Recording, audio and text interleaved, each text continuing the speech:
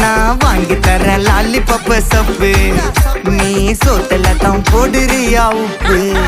அப்போ இப்படி இருந்த நீ இப்போ இப்படி ஆயிட்ட, ரொம்ப மாசு காட்டினவன் இப்போ ஃபியூஸ் போயிட்ட. அடையில் ஒரு வாழ்க்கையும் நாரும் எட்டி பார்த்தா, உன் கருத்தை வேணாண்டா கொஞ்சம் மூடுறாங்க. மட்டிக்கினாரு ஒருத்தரு, இவரை காப்பாத்தணும் கத்துரு. மட்டிக்கினாரு ஒருத்தரு,